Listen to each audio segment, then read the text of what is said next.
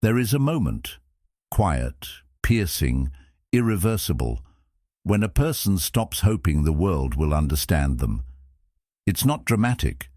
There's no audience, no applause, just silence. The kind that settles in your bones when you realize no one is coming to fix it. No one is staying up at night thinking about your pain.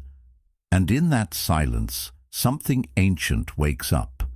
A kind of strength that doesn't beg, doesn't explain, and doesn't need to be seen. That's the moment you stop performing and start becoming. Because the world may be indifferent, but you don't have to be powerless. The Stoics understood this long before us. They believed power begins when expectations die, and in that death, your real life begins.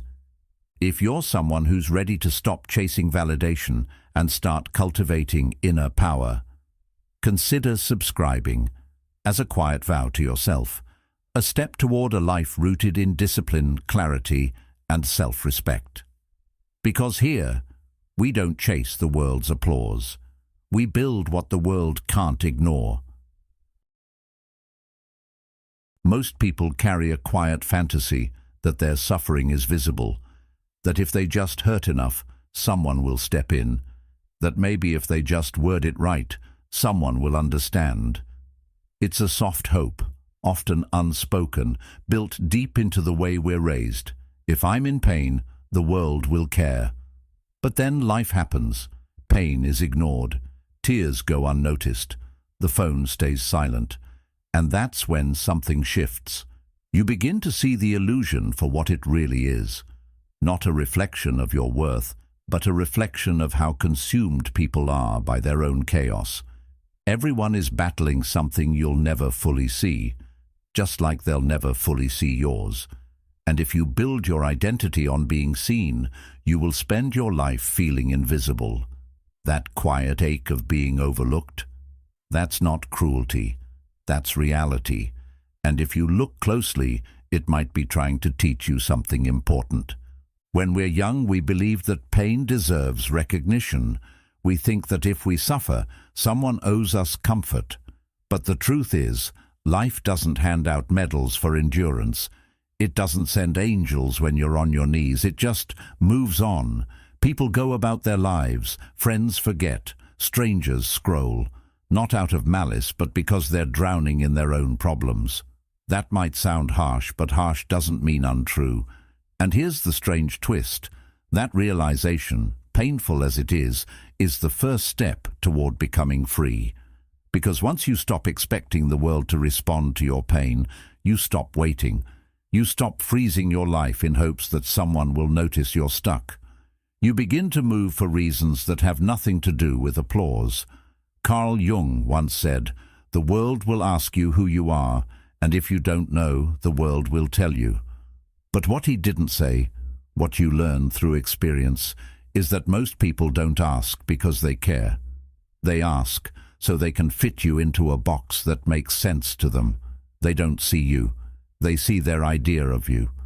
And when you stop performing for that gaze, you finally start living for something real. There's a kind of sorrow that comes with realizing you're not the main character in anyone's story, but your own. It's not rejection. It's simply gravity. No one owes you understanding. No one is required to hold your hand through the fog. And while that can make the world feel colder, it also makes your inner world burn brighter, because now you're the one lighting the fire. No more waiting for someone to read between the lines of your silence. No more hoping that your quiet breakdown will be noticed and gently mended by someone who just happens to get it. You get it now, and that changes everything. That disappointment, the one that used to sting, becomes something else. It becomes clarity, and clarity is the first real freedom. This is where the Stoics found their strength, not in being untouched by pain, but in refusing to outsource their healing. Marcus Aurelius reminded himself daily, "Do not waste what remains of your life in speculating about your neighbors." In other words, Stop hoping someone else will see your wounds and name your value. The more you focus on being seen, the less you see yourself. And ironically, the more invisible you become. You become noise in someone else's life, rather than signal in your own.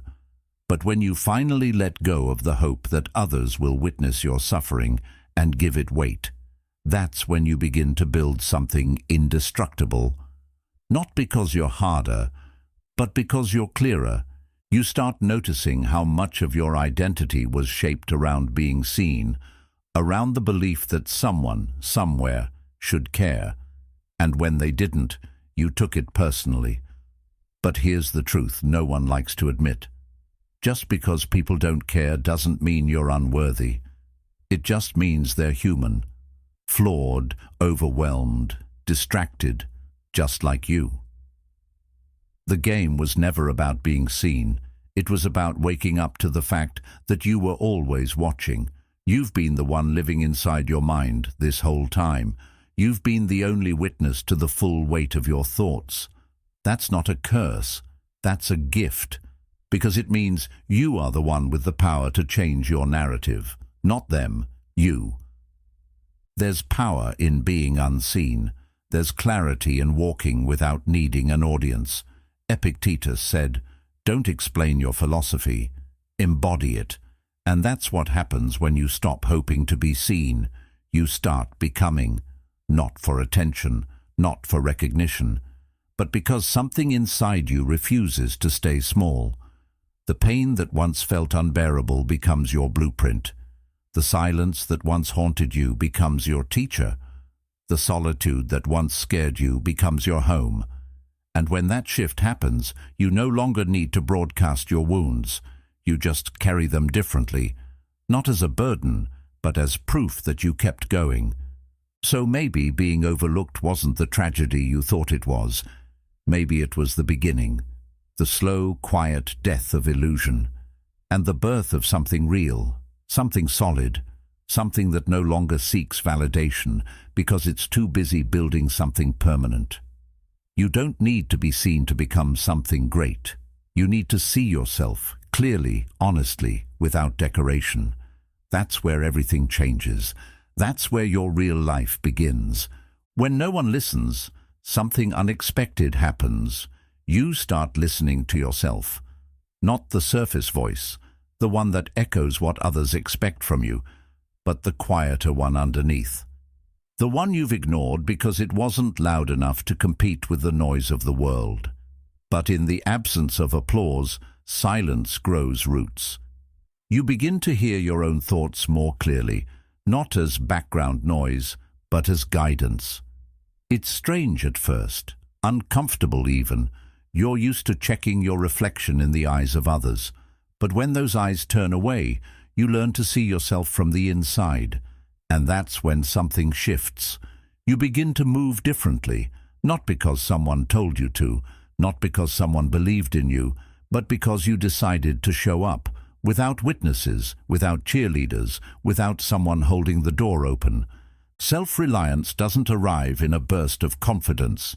It arrives slowly, often disguised as loneliness. You wake up one day and realize no one's checking in, no one's asking how you're doing. And instead of falling apart, you start building. You begin taking yourself seriously, not because others do, but because you've grown tired of waiting. How many times have you paused your growth hoping someone would give you permission to continue? Hoping they'd say it's the right time, the right move, the right direction. But what if that permission never comes? What if no one ever says you're ready? Would you stay frozen forever? Or would you finally claim the authority that was always yours? That's where real power begins, not in being chosen, but in choosing yourself. The world teaches us to seek validation like it's oxygen, but the Stoics knew that peace isn't found in popularity, it's found in discipline. Epictetus said, "No person is free who is not master of themselves." Freedom doesn't come from being supported. It comes from knowing that even when you aren't, you will continue. That even when the room is empty, you'll do the work anyway. And not out of bitterness, but because the work matters, because you matter. When you understand that, showing up stops being a performance. It becomes an act of self-respect. And in that quiet, a new relationship forms, not with the world, but with your own mind. You begin to trust it more. You ask it what it needs. You listen to the fatigue in your body, the pull in your gut, the fire behind your chest. You stop outsourcing your intuition. You stop living reactively. Carl Jung once said, "Who looks outside dreams. Who looks inside awakes." That awakening doesn't feel like a dramatic breakthrough. It feels like subtle, consistent decisions that build a foundation under your feet. You start keeping your promises to yourself. You go for the walk. You write the words. You say no when something drains you. These aren't loud acts, but they build something no one can see from the outside. Trust. And trust in yourself is the currency of freedom. There's a quiet kind of strength that develops when you realize you are your own backup plan, when the silence doesn't scare you anymore, when you don't need to announce your every move or explain your every feeling, when you don't beg for someone to notice that you're trying, because you know the effort you're making, you know the storms you've walked through, you know what it took to still be here, choosing growth instead of collapse. That's not arrogance. That's integrity. You're no longer performing for the world. You're becoming for yourself. There will still be moments of doubt, moments when you wish someone would say, "I see you." But now you don't depend on it. You no longer fall apart in its absence. You carry yourself with the quiet awareness that you've earned your own respect. And that's rare. That's what makes people pause when you enter a room, not because you demanded attention, but because your energy says, "I don't need it." Seneca once wrote, "The greatest empire is to rule oneself." And ruling yourself doesn't look like perfection. It looks like consistency in the face of invisibility. It looks like doing what matters even when no one applauds. It looks like holding your standards high, even when no one is watching. When you build from that place, you're no longer dependent on external structure. You become the structure. You don't collapse when someone pulls away. You don't unravel when someone misunderstands you, because your foundation was never built on their understanding in the first place. It was built on clarity, on quiet decisions made in solitude, on the strength of waking up and moving forward again and again, because that's who you've chosen to become. And this is the most important part. Once you begin to rely on yourself in this way, you stop resenting others for not being who you needed. You release them. You stop waiting for them to return, to notice, to explain. You no longer tie your progress to their presence. You move regardless, not with coldness, but with grace. You become free, not because the pain is gone, but because it no longer defines the path. You carry it, but it doesn't carry you. That's what true self-reliance looks like. Not an absence of need, but a deep inner steadiness that says, even if no one sees me, even if no one comes, even if no one helps, I will keep going. Because this life is mine to live, and I will not wait for anyone to give me permission to become who I was always meant to be. We live in a world that rewards exposure. Every feeling must be shared, every wound displayed, every moment of struggle turned into something others can comment on. The more visibly broken you are, the more attention you receive. But not all attention is healing. Some of it is hollow. Some of it keeps you dependent on being seen as wounded to feel connected. And slowly, without realizing it, you begin to perform your pain. You start editing your suffering, packaging it for sympathy.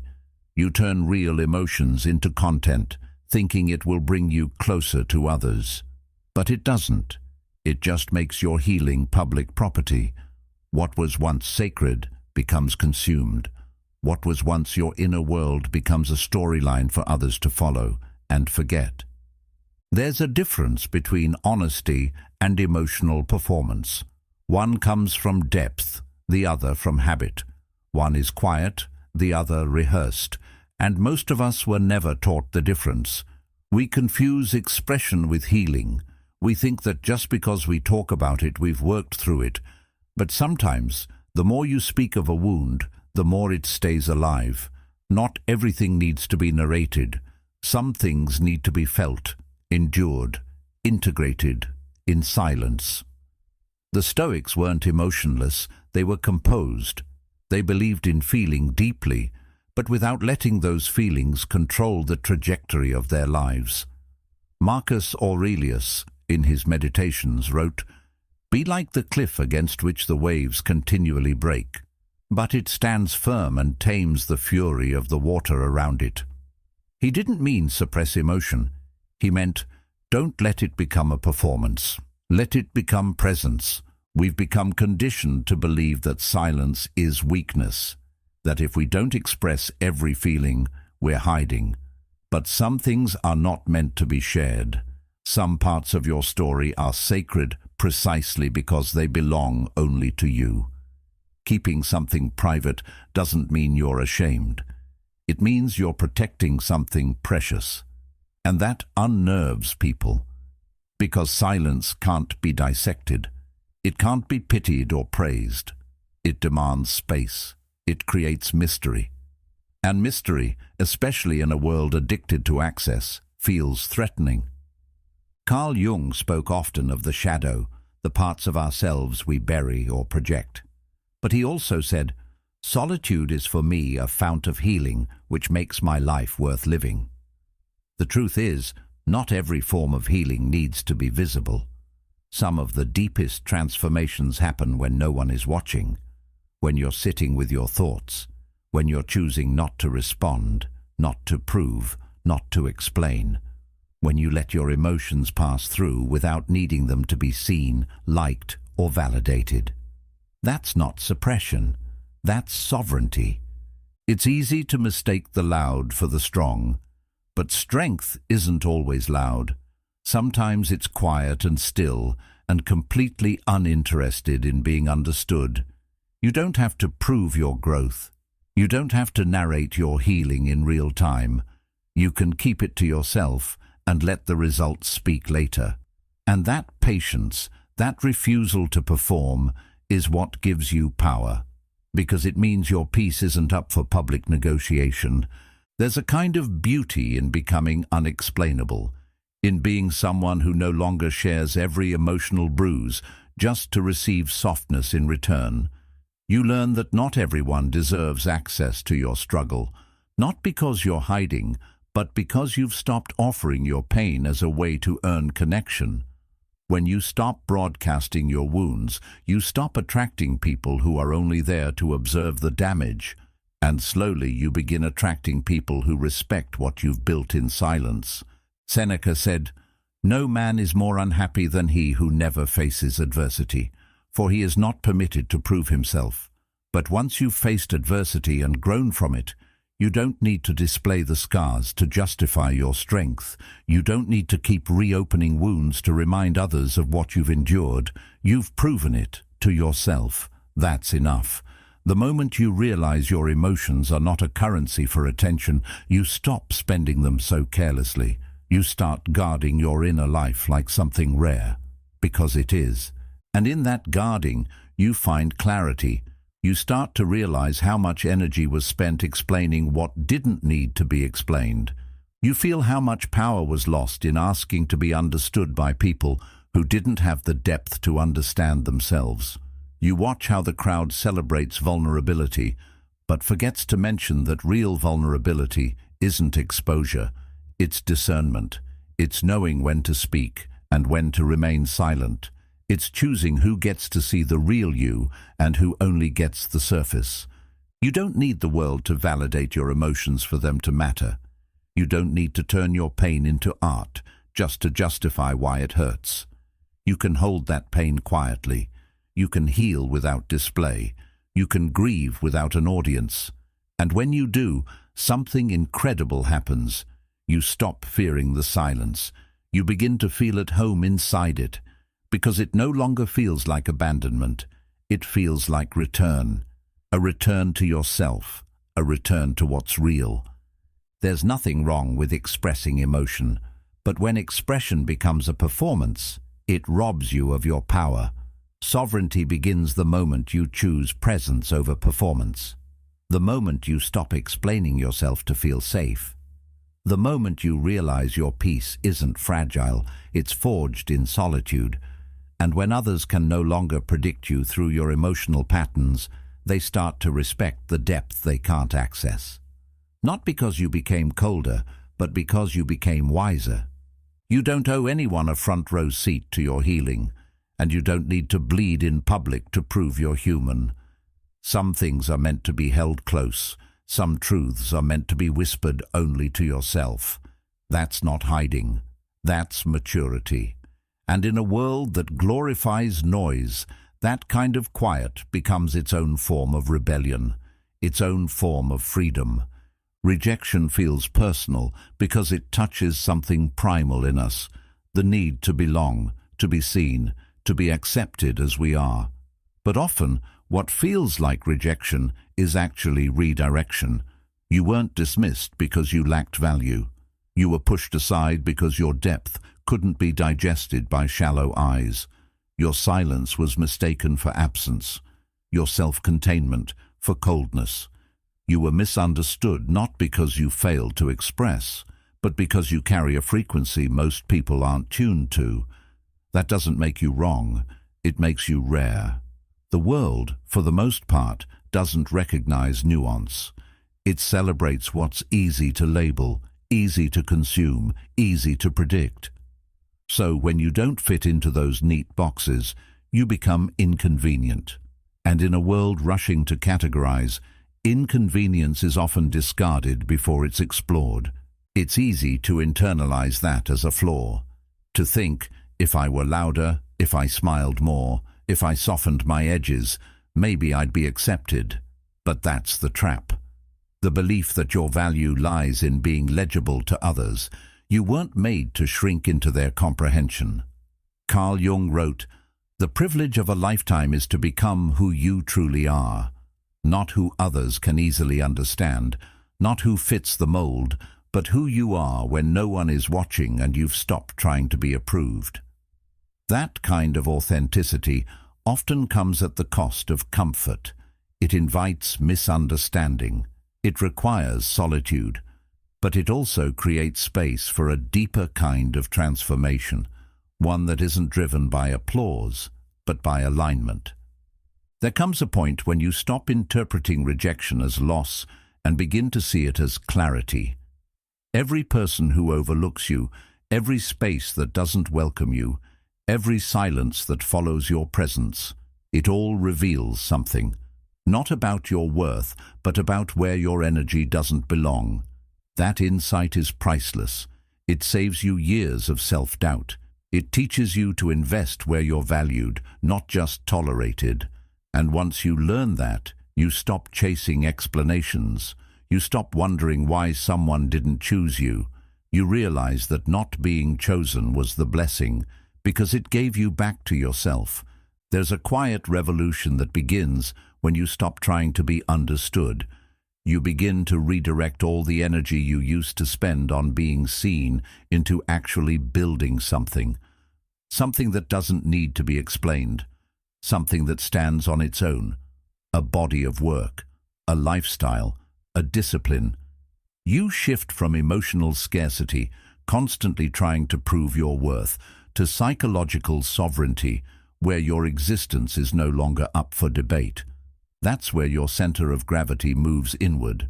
You're not moved by approval or rattled by dismissal. You become grounded. And grounded people are magnetic, not because they seek attention, but because they carry something stable in a world that spins too fast. People will still misread you. They'll create stories to make sense of your quiet, your ambition, your boundaries. Let them. You're not responsible for correcting every false narrative. Marcus Aurelius said, "The opinion of 10,000 men is of no value if none of them know anything about the subject." You are the subject. And most people don't know you. Not really. They see glimpses, fragments. They project, assume, simplify. And while that used to bother you, now you see it for what it is: noise. The moment you let go of the need to correct the noise, your focus sharpens. You get more done. You sleep deeper. You move cleaner. Because now your life is no longer built around being perceived correctly. It's built around being lived truthfully. There's immense peace in that. You stop wasting energy explaining your process, your priorities, your silence. You don't justify why you've gone quiet. You don't explain why you walked away. You don't decode your boundaries. You just live them, not as a defense, but as a natural extension of self-respect. You become someone who moves with conviction, not commentary. And over time, that creates distance, not between you and others, but between you and the noise that once clouded your mind. Rejection becomes revelation when you realize it didn't shrink you. It sculpted you. It showed you where not to go, who not to become, what not to settle for. Every door that closed clarified the direction. Every silence refined your voice. Every betrayal deepened your discernment. What once felt like exile now feels like space. Space to build, space to breathe, space to finally become not someone acceptable, but someone undeniable. And this shift, this movement from wanting to be seen to choosing to become, it changes everything. You stop speaking to be heard and start speaking to build. You stop walking into rooms to prove your worth and start walking into rooms already knowing it. You stop asking if you're too much, too quiet, too intense, and start asking if the space is too small for your truth. You stop apologizing for your depth and start protecting it. That's not arrogance, that's arrival. So, if you've been overlooked, let it be your initiation. If you've been misunderstood, let it be your turning point. You're not here to explain yourself into someone's comfort. You're here to become someone whose presence rewrites the room. And that begins when you finally understand rejection isn't the end of your worth. It's the beginning of your clarity. People talk about loneliness as if it's something to escape from, as if the absence of others means the absence of worth. But solitude, when chosen with intention, is not isolation, it's transformation. It doesn't shrink you. It burns away everything that doesn't belong. At first, it feels like silence, a heavy, echoing silence where the noise of the world fades and only your own thoughts remain. But slowly, that silence sharpens. It becomes a mirror that doesn't lie. And what you see there in the absence of distraction is not your weakness, it's your foundation. Solitude doesn't destroy you. It reveals what was always there underneath the noise. The craving for approval, the impulse to please, the subtle performances you didn't even know you were giving. Those things begin to melt away in the furnace of being alone. And in their place, something harder forms, something real. It's in that stillness that you begin to meet yourself honestly, not the version of you curated for others, not the identity shaped by expectation or obligation, but the raw material of your mind, your values, your fears. And for many people, that's exactly why solitude is so terrifying. Because when there's no one left to impress, no one left to chase, you're finally left with the truth. No performance, no edits, just you. And while that might feel like loss at first, it's actually the beginning of freedom. Epictetus wrote, "It's not things that disturb us, but our judgment of them." In solitude, those judgments become visible.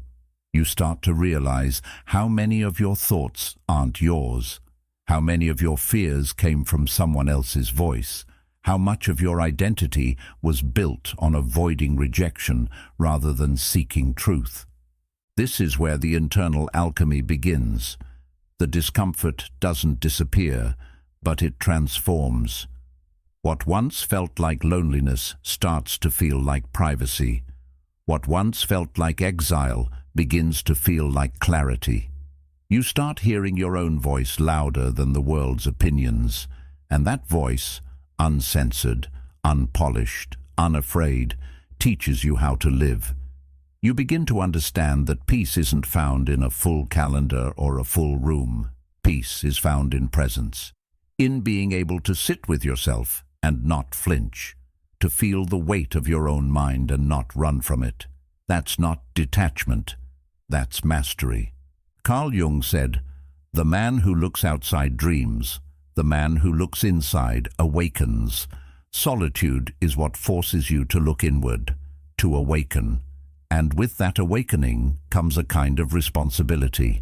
You can no longer blame the noise for your confusion. You can't blame others for your stagnation. It's just you now. And that's where the power begins. Because the moment you stop externalizing your life, you reclaim the ability to direct it. You're no longer waiting for someone to come save you, validate you, or guide you. You start building your compass from the inside out. And that compass points to something sturdier than attention. It points to integrity. Most people avoid solitude because they don't like what they feel when everything else is stripped away. But that discomfort is exactly what makes the process necessary. You don't become strong by avoiding yourself. You become strong by confronting what's unhealed, unclear, and uncertain, and doing so without an audience. That's the difference between solitude and isolation. Isolation is running away. Solitude is running deeper. And in that deeper place, your resilience is formed. Quietly, consistently, without applause. You begin to make decisions differently, not from a place of, will this be accepted, but from a place of, does this align? You start trusting your instincts more because you've spent time with them. You've listened long enough to separate intuition from insecurity. And that's a level of self-knowledge that can't be taught. It has to be earned. Through silence, through space, through the kind of mental stillness that teaches you how to carry your own weight. That kind of clarity doesn't shout. It doesn't announce itself. But others feel it. In the way you speak, in the way you move, in the way you don't chase what used to pull you apart. Solitude makes your boundaries sharper. You stop saying yes just to avoid disappointing someone. You stop engaging in conversations that drain your spirit. You learn that no is not unkind, it's honest. And honesty, when cultivated in solitude, becomes a way of living. You don't need to prove anything anymore. You don't need to justify your distance or explain your focus. You simply live it. Because you've done the work in silence, and now your energy speaks for itself. Seneca once wrote, "We suffer more in imagination than in reality." Solitude helps you see the difference. It pulls you out of imagined disasters, false narratives, and inherited fears. It plants you in what's real, and in that soil, something unshakable grows, a sense of self that doesn't shift with trends, a direction that doesn't wobble when misunderstood, a strength that isn't loud, but lasting. When you return to the world after time alone, you come back different. Not distant, but deliberate. Not bitter, but boundaried. You don't speak to be heard. You speak because your words come from stillness, not from noise. You're not easily swayed, not easily shaken, because you know the ground you stand on. You built it yourself, one quiet moment at a time. So no, solitude isn't punishment. It's preparation. It's the training ground for self-trust, self-respect, and self-direction. It's not where life ends. It's where it begins to deepen. And the person who has learned to walk through their own mind, alone and awake, becomes someone the world can't easily move, because they don't belong to the noise anymore. They belong to themselves. There comes a quiet turning point in every life, where the version of you that once felt essential begins to fall apart. Not with a dramatic crash, but with a slow, undeniable erosion. The old self, the one who needed approval, who bent to fit into spaces too small, who rehearsed words just to be liked, that self begins to feel heavy, outdated, false. You try to carry it a little longer, out of habit, out of fear, maybe even out of guilt. But it drags, it stiffens, and eventually it begins to rot. That's not failure, that's evolution. When something dies within you, it isn't always a loss. Sometimes it's the first breath of something deeper, the start of a more honest existence. At first, it's disorienting. You don't feel quite like yourself anymore, but you also can't go back. The mask doesn't fit. The old patterns feel exhausting. You say less, but what you say carries more weight. You stop explaining, not because you have nothing to say, but because you no longer feel the need to be understood by everyone. The chase for approval fades, and in its place, something steady begins to grow. You move with more intent. You don't fill silence out of nervousness. You don't perform your personality to make people more comfortable. You simply stand, like a mountain, still, watchful, unmoved. It's strange how people respond when this shift happens. Some distance themselves, others question what changed.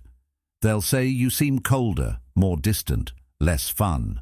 What they're really sensing is that you've stopped making yourself available for emotional labor you never consented to in the first place. You've withdrawn from the game of constant reassurance, of being overly palatable. You're no longer addicted to being liked, and that absence makes people uncomfortable, because now they can no longer predict you, and unpredictability in someone who once conformed feels threatening to those still clinging to old versions of who you were. But here's what they don't see. That version of you needed to go. It needed to fall away so you could finally move freely, so you could stop editing your truth to fit someone else's narrative. Carl Jung once wrote, "We cannot change anything unless we accept it. Condemnation does not liberate, it oppresses. You didn't kill your old self out of hatred. You outgrew it out of truth. You stopped condemning your need for space, your desire for solitude, your craving for a simpler, quieter strength. And in that acceptance, the old self was released, not as a punishment, but as a rite of passage. You don't need to explain this process to others. The people who truly understand won't ask. And those who don't were never meant to walk with this next version of you anyway. You start to notice who respects your silence and who only knew you for your noise. You realize who valued your essence and who only loved your accessibility. That clarity is painful but necessary. It separates the seasonal from the lifelong. It refines your circle. It clears the emotional clutter you were too polite to discard, and it makes space for alignment. Marcus Aurelius wrote, "The impediment to action advances action. What stands in the way becomes the way." That's what the disappearance of your old self is. It feels like a loss, but it opens a path where you no longer chase connection, but attract it by being grounded. A path where you don't need to be known by many to feel known within yourself. You don't seek mirrors in others anymore. You've found your own reflection, and it's enough. There's something sacred about becoming someone who no longer needs to announce their change. You don't post about it. You don't campaign for recognition. You just live differently, and the difference becomes impossible to ignore. People feel it in your energy, your decisions, your detachment from petty dramas. They sense a calmness in you that can't be faked, because it came at a cost. It was earned in the quiet dismantling of your former self. In the nights you doubted everything and still chose to continue. In the moments where you wanted to explain, but chose instead to evolve. You're no longer triggered by the same things. You're no longer drawn to the same conversations. You no longer feel the pull to be constantly available. And at first, that feels like loneliness. but then it becomes something else. Freedom, because you realize you were never really connected to those people, those places, or those roles. You were connected to who you had to become in order to stay there. And now that person is gone. Seneca said, "Every new beginning comes from some other beginning's end." This isn't just a shift in mindset, it's a rebirth. And like all rebirths, it's quiet at first, underrated, uncelebrated, but incredibly real. And with time, it becomes undeniable, not because you announce it, but because you embody it. You become someone who moves with quiet authority, who doesn't need to explain their values because they live them. Someone whose absence speaks just as loudly as their presence used to. Not out of pride, but out of peace. The old self was necessary. It got you here. It learned the hard lessons, absorbed the wounds, fought for belonging. But its time is over. You don't owe it anything except gratitude and release. And now, in its place, you stand clearer, stronger, unapologetically you. No longer looking back for validation, no longer reaching forward in desperation, but grounded, here, now, whole. And that, more than anything, is what makes you impossible to categorize. Because you've stopped being what the world told you to be. You've become who you were always meant to be. True presence doesn't come from how much you say or how loudly you say it. It comes from how little you need to say. There's a kind of quiet power in someone who has stopped seeking validation, a kind of weight in their stillness. You feel it when they walk into a room and don't try to control the space. They simply are. They don't need to announce their presence because their energy carries it for them. They don't push to be noticed, yet they're the one people watch. It's not arrogance, it's not performance. It's the confidence of someone who's no longer hungry for permission to exist. In a world obsessed with appearances, that kind of restraint is rare. And because it's rare, it's magnetic. You begin to realize that real strength is quiet, not hidden, but uninterested in performance. It's the product of someone who has met their fear and sat with it. Someone who has walked through pain without turning it into a show. Someone who doesn't need to posture or puff up because they're not operating from a place of insecurity. They've already faced the abyss and came back without needing to prove anything to anyone. Carl Jung once said, "A man who has not passed through the inferno of his passions has never overcome them."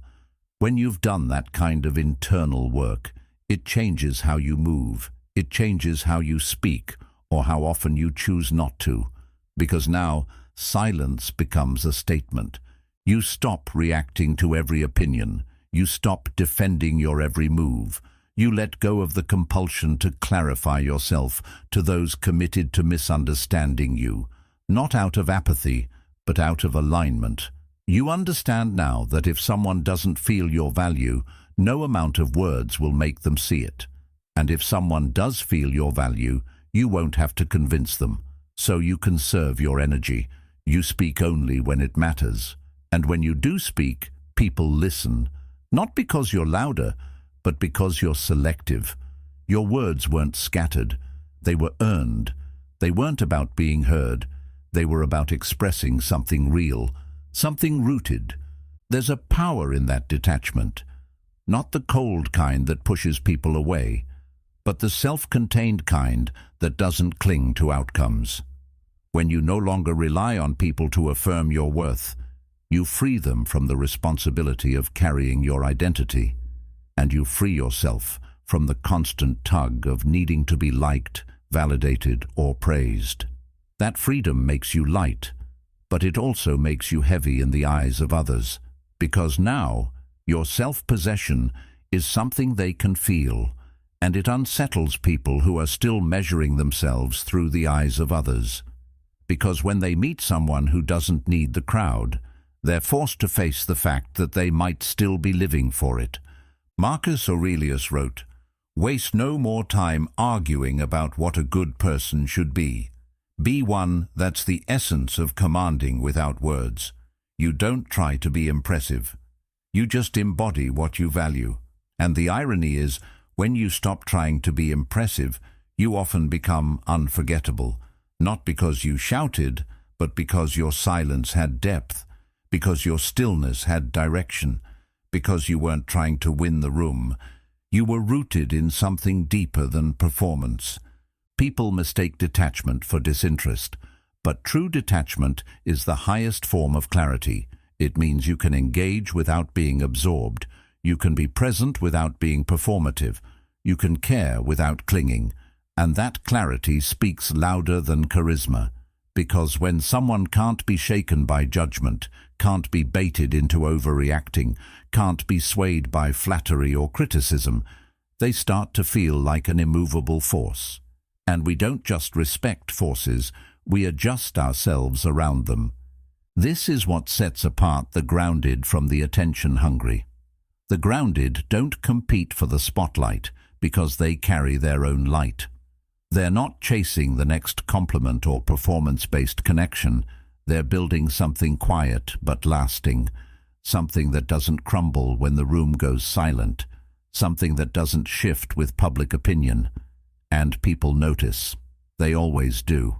Because in a culture that rewards the loud, the steady become mysterious. The ones who don't need to prove themselves start to feel like they've already proven something far more important: self-mastery.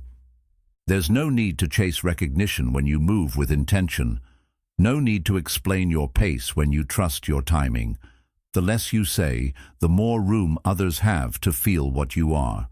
And when your presence is built on depth, not performance, it leaves an imprint. Not because it was loud, but because it was grounded.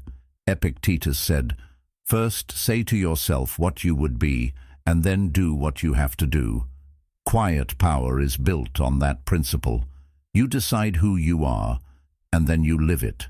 Not for applause, but for alignment.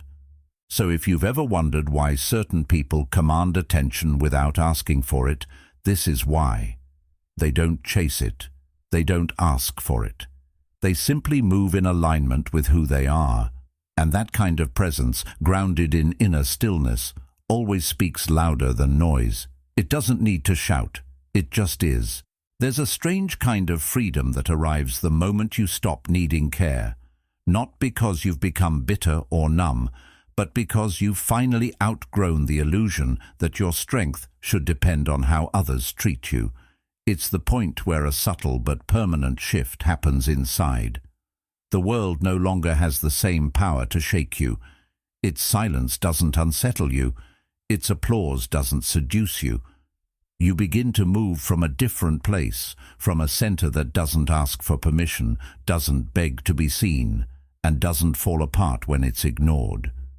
That's the paradox.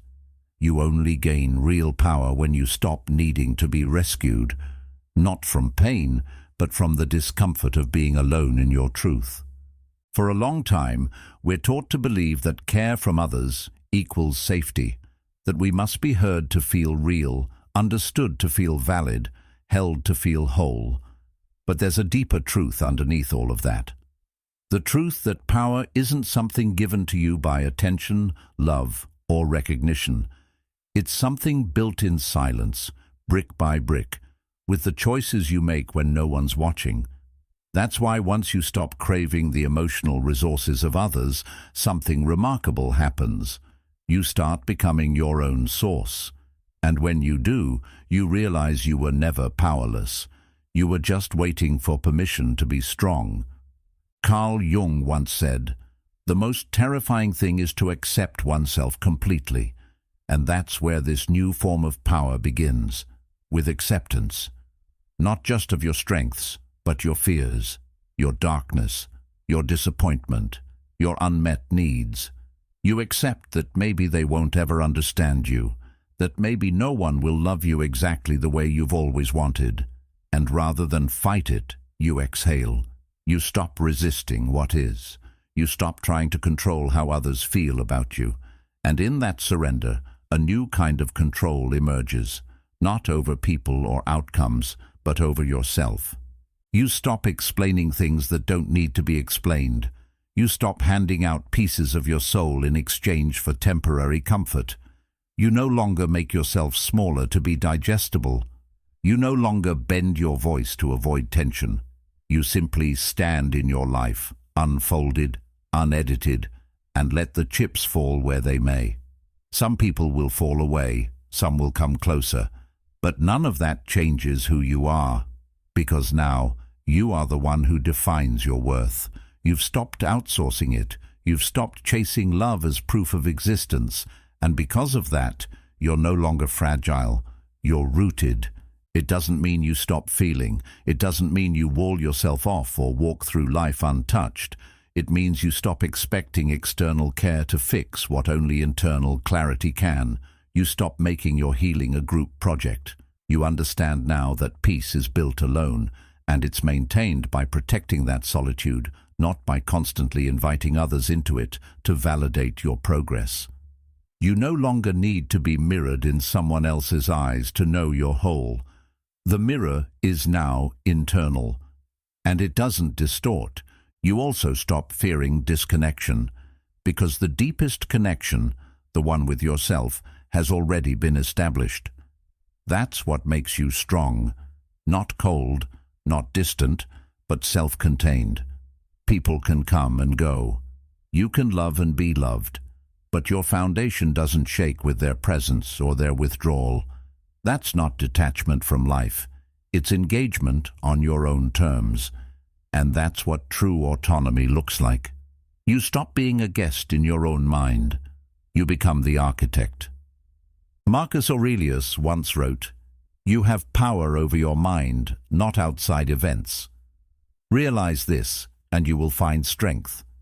When your attention is no longer hooked by who notices you, who cares, who claps, or who stays, you redirect that energy inward, not in isolation, but in intention. You start asking different questions, not "why did they treat me that way?" but "what can I build with what's left?" You start turning your pain into discipline, your silence into strategy, your disappointments into design, because you're not stuck anymore. You're not frozen waiting for the next wave of validation to carry you forward. You've become the current. This kind of power, this grounded, quiet, untouchable strength, it's not something that's handed to you by good fortune or the right people. It's forged in the moment you stop needing others to meet you, and instead meet yourself where you are. And from that meeting place, something more honest rises. A self that's no longer edited to please. A direction that's no longer influenced by fear of being misunderstood. A life that's finally yours, not borrowed from others' expectations, but owned. You become someone who moves with clarity, not desperation. Someone who can hold space for their own emotions without leaking them into every interaction. Someone who doesn't crumble when the applause stops because you never built your rhythm around their noise. You don't need to be followed to feel like you're going somewhere. You know where you're going. And that's why people start to feel your gravity, not because you demand it, but because you no longer need it. And that's rare. So when you stop needing care, don't mistake that shift for loss. It's a return, a reclaiming, a sharpening. You've taken back the most important thing, the ability to guide yourself, to walk through disappointment without folding, to be unseen without disappearing, to be misunderstood without self-abandonment. That's where everything changes. That's when life starts to move in your favor, not because the world suddenly understands you, but because you've stopped needing it to. And in that space, you become something unshakable, not because you were born that way, but because you chose it again and again, until your mind finally believed you were already enough. You don't need to be seen to become powerful. You don't need to be understood to become whole. The moment you stop waiting for the world to care is the moment you begin to shape yourself into something it can't ignore. Quietly, fully, unapologetically. Thank you for walking this path with me today and for being a part of Stoic Journal. If this message spoke to you, there's another video on your screen right now that will take you even deeper. Watch it next. Keep building.